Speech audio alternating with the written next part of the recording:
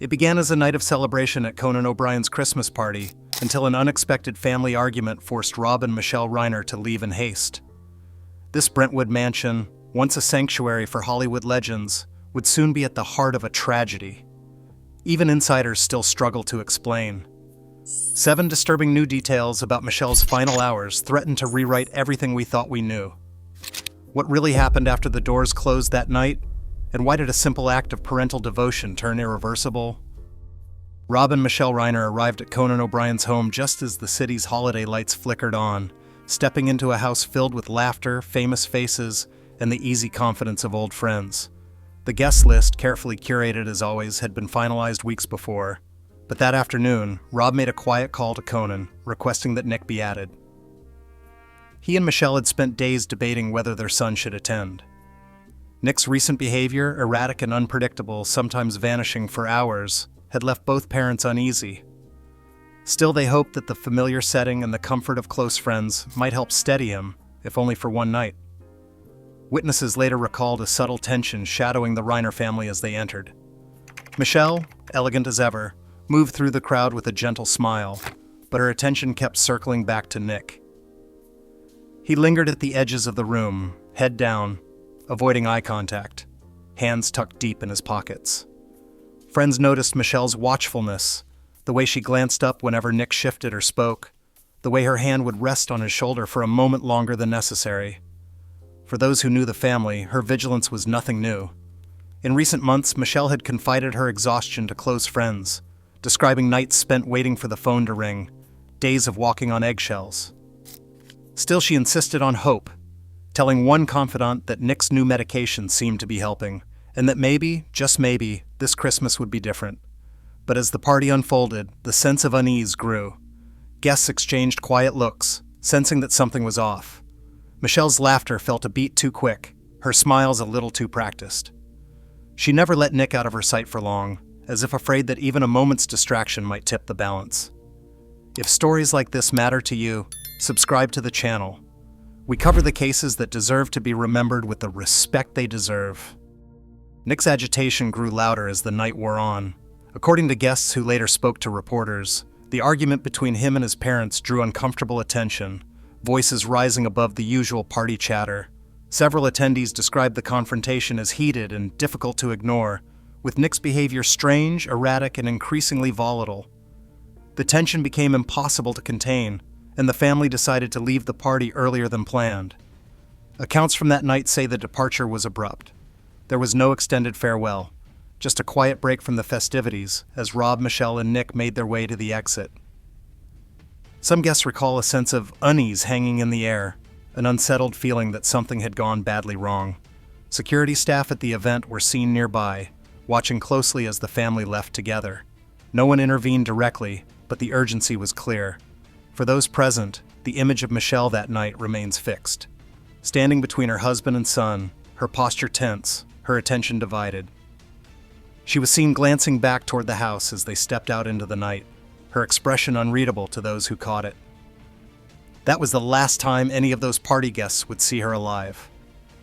Subscribe and help us keep making stories like this, stories that honor the people we have lost. The Reiner home in Brentwood stood silent beneath the winter sky as Saturday night gave way to early Sunday. After leaving the party, the family vanished from public view, their movements traced only by the faintest clues.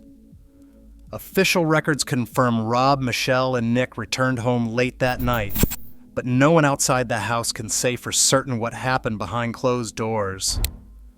The drive from the Pacific Palisades to Brentwood is short, just a handful of miles along quiet streets lined with holiday lights. Yet for the Reiner family, those minutes stretched under the weight of everything unspoken.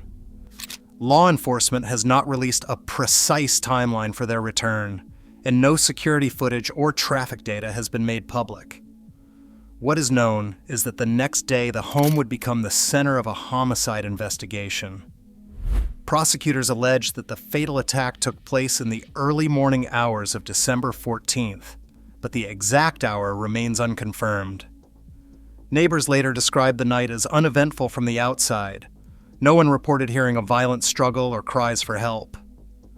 The only sounds that lingered in memory were the ordinary ones. Perhaps a car door closing, the distant hum of a television, the faint echo of voices carried through winter air. For those living nearby, nothing seemed amiss until police cars and crime scene tape appeared the next afternoon. Inside the Reiner home, however, the hours after the party would become the focus of forensic analysis, as investigators worked to piece together the final moments leading up to the tragedy. The Los Angeles County Medical Examiner's early report confirmed both Rob and Michelle Reiner died from multiple sharp force injuries, with the manner of death ruled homicide. Investigators found no signs of forced entry at the Brentwood home, a detail that immediately narrowed the scope of the inquiry. In domestic homicide cases, the absence of forced entry often points to a perpetrator known to the victims or someone with unrestricted access to the property. Standard forensic protocols began as soon as authorities arrived. Examiners documented the condition and position of the bodies, collected trace evidence, and measured body temperature to help estimate the time of death. Rigor mortis and lividity were also assessed, providing clues about how many hours had passed since the attack. Early findings suggested the couple died within minutes of sustaining their injuries, most likely in the early morning hours of December 14th. But the precise window remains under review. Forensic analysts noted the pattern and number of wounds, which can reveal whether an attack was frenzied or targeted. While the full autopsy report has not been released, experts familiar with similar cases explain that multiple stab wounds, especially in the absence of defensive injuries, may indicate the victims were surprised or overwhelmed before they could react. No evidence of a break-in, combined with the nature of the wounds, led detectives to focus on those closest to the Reiners. As the investigation moved forward, forensic specialists continued to examine every detail, from blood pattern analysis to the trajectory of each wound, searching for any clue that could clarify what unfolded in those final hours. Nick Reiner's struggles with addiction and mental illness began early, pulling his family into a cycle of hope and heartbreak that lasted nearly 2 decades. By his mid-teens, Nick had already entered his first treatment program, and what followed was a relentless pattern of recovery and relapse. In 2015, a period of stability allowed him to co-wrote and produce the film Being Charlie with his father, a project that gave both Rob and Michelle a rare sense of optimism. But the relief was short-lived. By 2018, Nick's condition had worsened again, leading to episodes of property damage and renewed fears for his safety and theirs.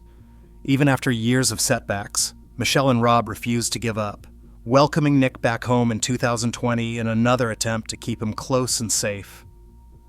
For Michelle, every decision was rooted in love, no matter the personal cost.